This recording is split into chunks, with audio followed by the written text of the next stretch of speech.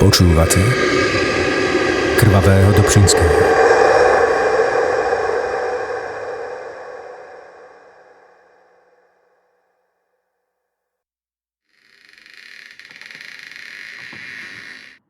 Nasledujúca epizóda je zmixovaná v binaurálnom zvuku. Pre čo najlepší zážitok použite slúchadlá.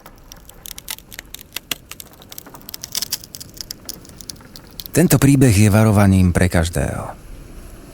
Keď sa vám veci začnú vymykať spod kontroly, je najvyšší čas skončiť. Neviem, ako bol vtedy na tom môj otec. Je ľahké hovoriť, že mal všetko spáliť hneď, keď sa to začalo. Viete, že som ten jeho fotoaparát našiel? Flexaret 3. Začal sa vyrábať v 41. On ho kúpil niekedy na konci 40. rokov. Dnes je to už starožitnosť. V dedine mal vtedy foťák len on. Kupoval ho na zárobky. Rôzne kšefty.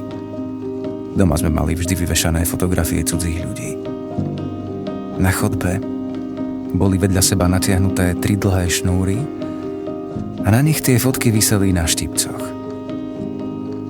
Keď k nám niekto prišiel na návštevu, museli sa zohnúť a otec im začal zanietene hovoriť o fotografickej technike, ktorú si pravidelne kupoval, alebo o všetkom možnom, čo ho práve vtedy zaujímalo.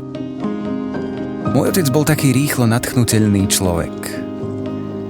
A keď ho niečo zaujalo, rozprával o tom bez prestávky. Toto mi povedal na svojej smrteľnej posteli.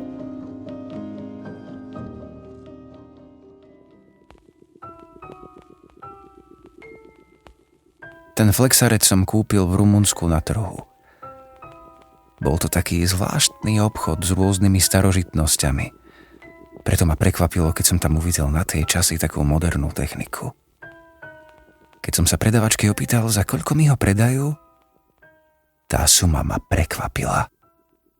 Kúpil som ho veľmi lacno.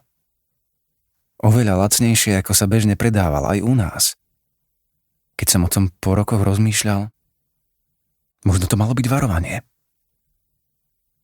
Možno som to práve preto nemal kupovať, že tá cena bola príliš nízka. Ale stalo sa. V tom čase bolo úplne bežné, že mŕtvi sa fotografovali na pamiatku. Neviem, kto to potom pozeral, ale robilo sa to. Niekoľko fotiek tých, čo nezaplatili, možno ešte ostalo v kufroch na povale.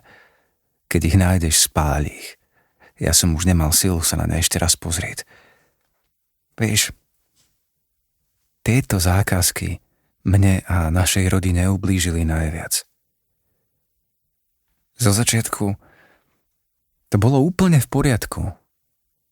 Vôbec som nemal strach. Prirovnal by som to k tomu, ako keď lekár určí dôvod smrti. Trochu sa povrtá v mŕtvom tele a berie to ako svoju prácu. Tak som to videl aj ja.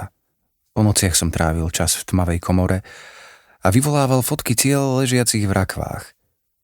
Veď čo? Väčšinou išlo o starých ľudí. Potom sa ale stalo to so susedovým chlapcom. Kopol ho do hlavy kôň tak nešťastne, že ho zabil. A mňa zavolali, aby som ho prišiel odfotiť. Keď som prišiel do toho domu, otec nebohého chlapca sedel v kuchyni a pozeral sa do prázdna. Vôbec ma nevnímal. Vôbec nevnímal nič, že sa okolo neho deje. Prešiel po mne mráz. Mal som hrču v krku. Bolo to prvýkrát úplne iné. Keď zomrie starý človek, rodina sa často zomkne. Stretnú sa aj takí, ktorí sa roky nevideli, obnovia sa staré priateľstvá. Dá sa povedať, že tým môže smrť starého dobrého človeka ešte posledný krát poslúžiť životu. Keď zomrie ale mladý človek alebo dieťa, je to iné. V rodine toho chlapca nikto nechcel zdieľať utrpenie s rodičmi. Ostali v tom úplne sami. Otec, matka a ich mŕtve dieťa. Pamätám si, že v ten deň bola hmla. Ponuré počasie. Keď som prekročil ich práh, cez otvorené dvere som uvidel, že rakva je vyložená v prednej izbe. Prešiel som k nej. Jeho matka sedela v rohu. Ani som sa nepozeral do hľadáčika, iba som gestom pozdravil a urobil, čo bolo treba. To som ani netušil, že skutočná hrôza ešte len príde a bude sa ma držať celý život.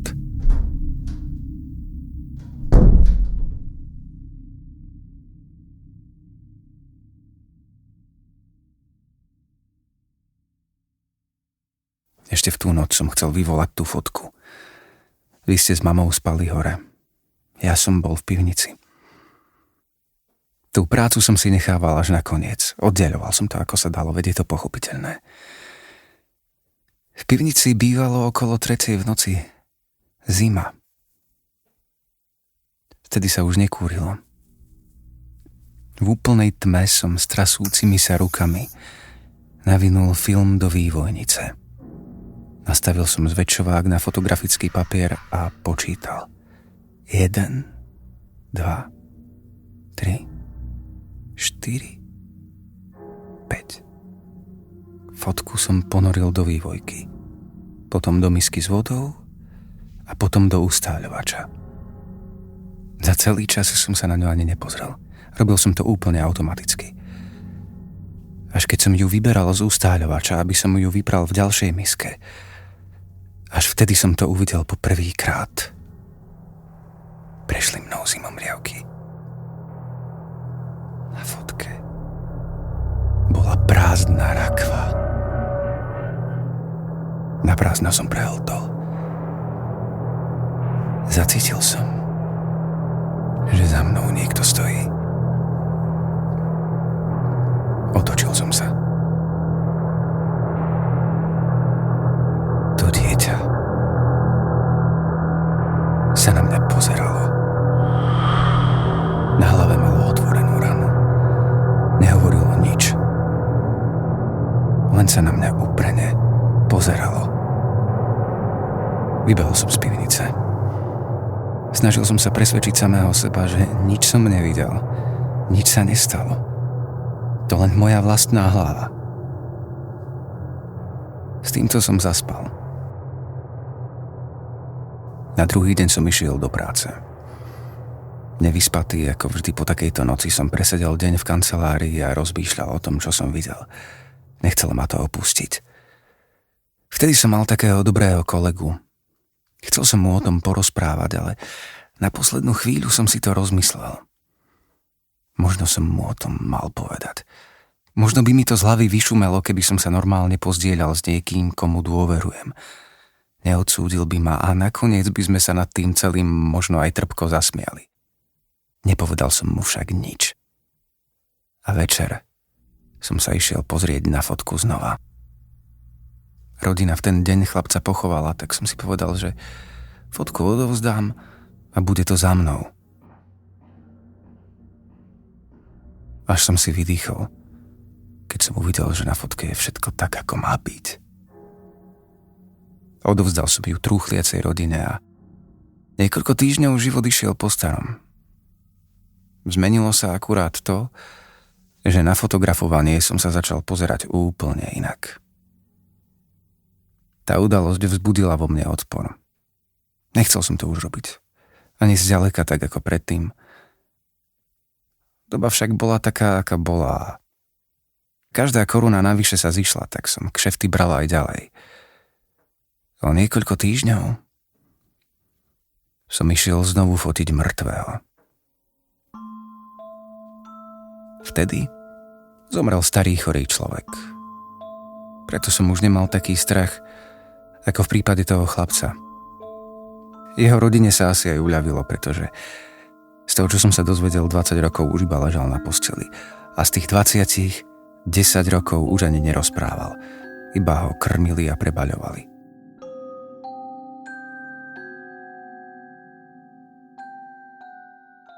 S dedom sa prišli rozlúčiť aj jeho dávni kamaráti, s ktorými bol kedysi veľmi dávno na vojne. Spomínali. Rozprávali sa aj so mnou, až som skoro zabudol, na čo som tam vlastne prišiel. Aj na neboštíka sa pri rečiach zabudlo. Keď som si spomenul, bol najvyšší čas ísť fotku spraviť. Vošiel som do miestnosti, kde bola rakva. Pohľad na mŕtvého nie je nikdy príjemný. Tento mal ešte navyše pootvorené ústa a otvorené oči. Hrozný pohľad. Štítivo som ho rýchlo náranžoval tak, aby som ho mohol odfotiť. Rýchlo som spravil fotku, rozlúčil som sa s prekvapivo rozveselenou partiou a posledným autobusom odišiel domov. Ten zlý pocit som mal už tam, v tom autobuse. Žalúdok ako na vode. A predtucha niečoho zlého.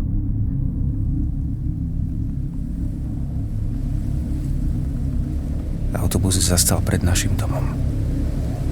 Januárový mráz šmykľavo.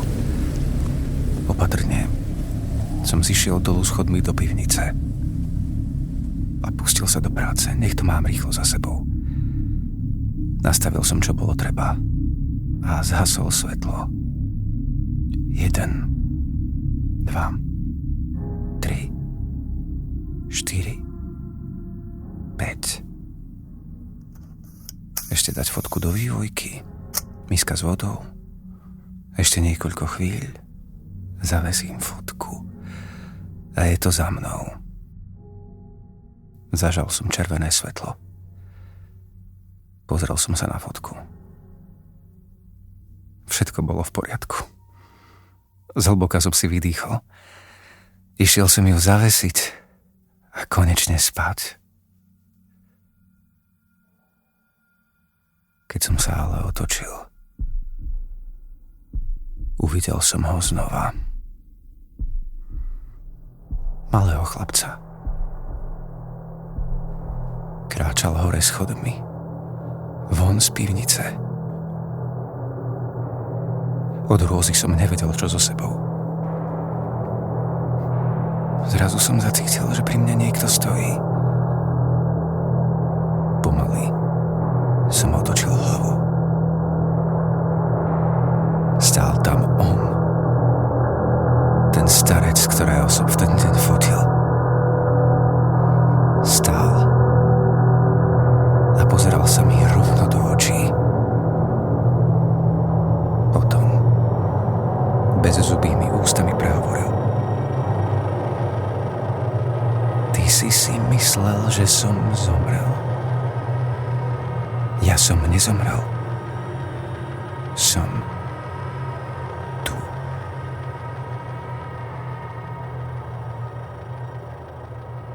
Ani neviem, ako som sa dostal von z pivnice.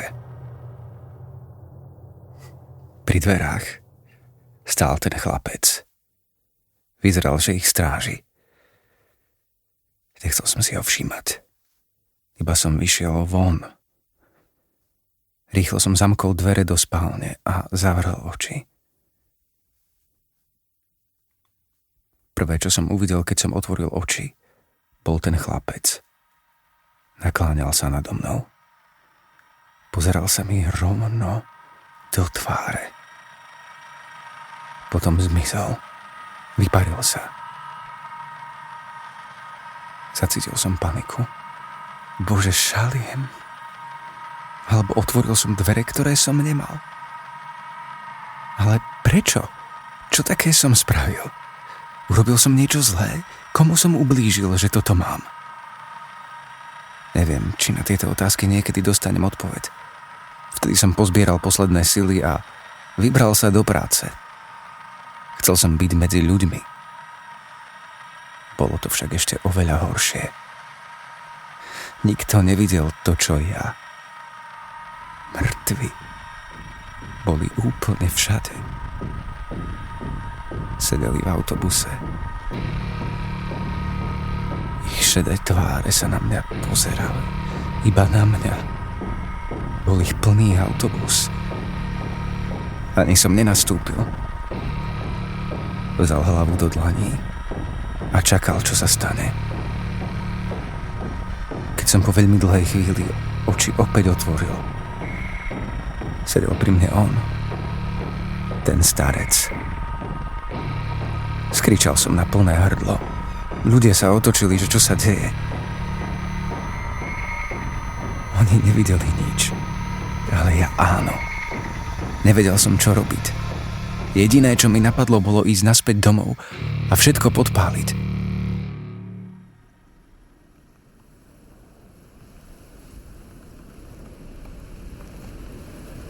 To, čo sa dialo od tohto momentu, si pamätám už len matne. Chcel som všetko zapáliť, zničiť, nevidieť to. Mŕtvi boli všade okolo mňa. Mlčali, ale cítil som, že robím iba to, čo chcú oni. Potom bola už len tma.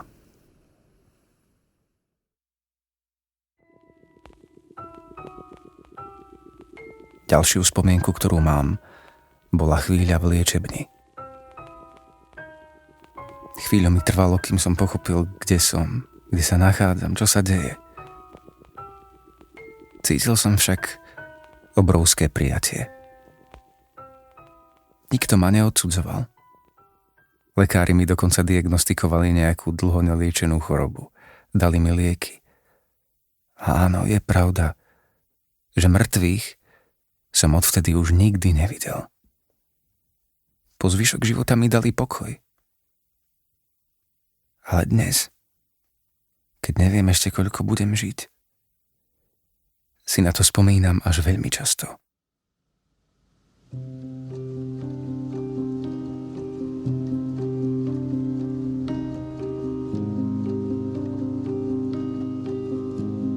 Príbeh môjho otca sa mal skončiť v tej pivnici. Keď som počul rozbíjanie a hluky, šiel som sa pozrieť, čo sa deje. Mal som iba 15 rokov, keď som uvidel svojho otca visieť na povraze. Odrezal som ho. Žil, ale bol v bezvedomí. Po niekoľkých mesiacoch na psychiatrii sa dal dokopy a choroba sa už nevrátila. Keď som o veľa rokov neskôr bol pri jeho smrteľnej posteli, povedal mi tento príbeh. Všetko som pochopil a nehneval sa na neho. Toho sa bál najviac. Bol to dobrý človek, ktorého pohotilo niečo, čo mu asi nikdy nebudeme rozumieť úplne. V očiach mal ten hrozný strach. Potom sa mu z očí ale úplne vytratil a nahradilo ho zmierenie. Pochopil som, čo mi chcel povedať. Jeho nevyslovené slová budú so mnou celý život. Strach je vzácny dar, ktorý musíš prijať. Čeliť mu tvárou v tvár. Až vtedy pochopíš, že je to dobrý priateľ, ktorý ťa chce vyviesť z temnoty.